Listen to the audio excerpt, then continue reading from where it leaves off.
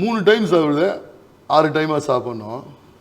கண்டதை தின்றதை நல்லதை சாப்பிட்ணும். புரிஞ்சு சார் வந்து இல்லையா? இப்போ 3 வேளை சாப்பிட்றதே நிறுத்த சொல்றாங்க சில பேர்.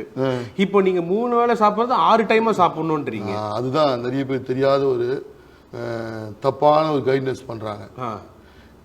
என்ன சாப்பிடணுன்றது ஃபர்ஸ்ட் நல்லா தெரிஞ்சுக்கணும். நம்ம உடம்பு தன்மை என்னன்னு தெரிஞ்சுக்கணும். அந்த பாடிக்கு ஏற்ற மாதிரி ஒரு நல்ல ட்ரெயினர் கிட்ட போக சொல்ல, நான் நல்ல ட்ரெயினர் சொல்லல, ஏதோ என்ன போல ஒரு நல்ல ட்ரெயினர் சொல்றது இல்ல, ஏதோ ஒருத்தர் ட்ரெயினர் நல்ல ட்ரெயினர் இருப்பாங்க கர்நாடகா இருக்கு சரியா, அவங்க கிட்ட கேட்டீங்கன்னா உங்க பாடி எடை எவ்வளோ, உங்களோட ஃபேட் லெவல் எவ்வளோ, எப்படி இருக்கீங்க, உங்களோட ஸ்டாமினா எவ்வளோ, உங்களோட மெட்டபாலிசம் எல்லாம் பார்த்துட்டு அதுக்கேற்ற மாதிரி ஒரு டயட் சார்ட் கொடுத்து அந்த டயட் சார்ட்டை 6ஆக பிரித்து கொடுப்பாங்க சாப்பாட்டை. அப்போ நீங்க கேட்ட மாதிரி இந்த 6 பேக்ல வந்துடும். அது வாழ்நாள் ஃபுல்லா நல்லா இருப்பீங்க. சரி, ஓகே. நீங்க வந்துட்டு இப்போ இந்த ஸ்டேஜ் எல்லாம் ஏற போகும்போது என்ன மாதிரி விஷயங்கள்லாம் சாப்பிடுவீங்க? என்ன மாதிரி ஒரு ஹேபிட்ஸ் இருக்கும் உங்ககிட்ட? எல்லா நான்வெஜ்ஜும் சாப்பிடணும். அது எப்படி சாப்பிடணும் தான் மேட்ரு.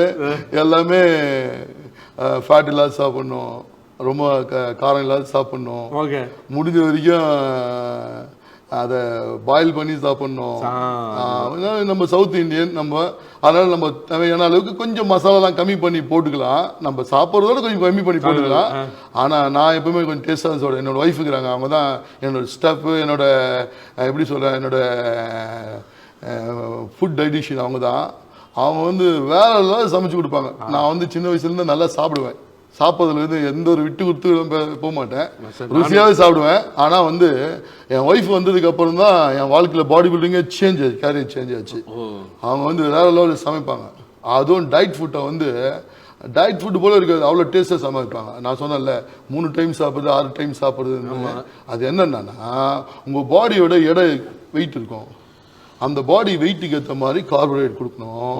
அந்த பாடி வெயிட்டுக்கு ஏற்ற மாதிரி புரத சக்தி கொடுக்கணும், நார் சக்தி கொடுக்கணும். அதெல்லாம் கொடுத்து கரெக்டாக பேலன்ஸ் பண்ணால் நீங்கள் எப்படி கேட்குறீங்களோ அப்படி உங்கள் பாடி செய்யும். நீங்கள் செய்ய தேவை, எக்ஸசைஸ் பண்ணால் தானாகவே பாடி வந்துடும். அதுக்கு சரியான முறையான ஒரு பயிற்சியாளர்கிட்ட போயிட்டு நான் கரெக்டாக நம்ம கற்றுக்கிறேன்னா பின்னாடி ஒரு பிரச்சனை நான் சொல்லட்டுமா, நிறைய பேருக்கு ஹார்ட் அட்டாக் வரும். என்ன மாதிரி சொல்றீங்க? ஆமா, இது முன்னாடி நான் பேசியிருக்கிறத பற்றி நிறைய பேருக்கு ஹார்ட் அட்டாக் நான் என் கண்ணால் பார்த்துருக்கிறேன். ஓகே, ஃபேட்டு மட்டும் லோட் போட சொல்லுவாங்க, ஃப்ரூட்ஸ் மட்டும் லோடு சொல்லுவாங்க, எக்கச்சக்கமாக ப்ரோட்டீனை மட்டும் லோடு போட சொல்லுவாங்க. இதெல்லாம் நாளைக்கு விட சொல்ல நம்ம அன்றாட வாழ்க்கையில் எப்படி வாழறோமோ அதில் தான் நம்ம பேலன்ஸ் டயட். நான் சொல்றது balance diet. Okay, balance diet எல்லாமே சாப்பிடுவோம், ஆனால் பேலன்ஸாக சாப்பிட்டு போவோம். அவங்க ஏறனா மலைக்கு மேலே விழுந்தா கீழே.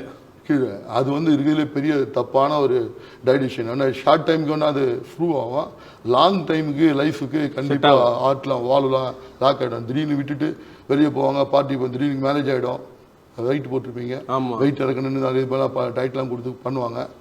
யாரும் பண்ண சொல்ல தெரியும், கல்யாணத்துக்கு அப்புறம் நல்லா சாப்பிடுவாங்க, எக்ஸசைஸ் பண்ண முடியாது, டயட்டும் ஃபாலோ பண்ண முடியாது, நிறைய சிக்கலில் மாட்டி நிறைய பேர் கஷ்டத்தில் உயிர் போனவங்களையும் நான் பார்த்துருக்கேன்.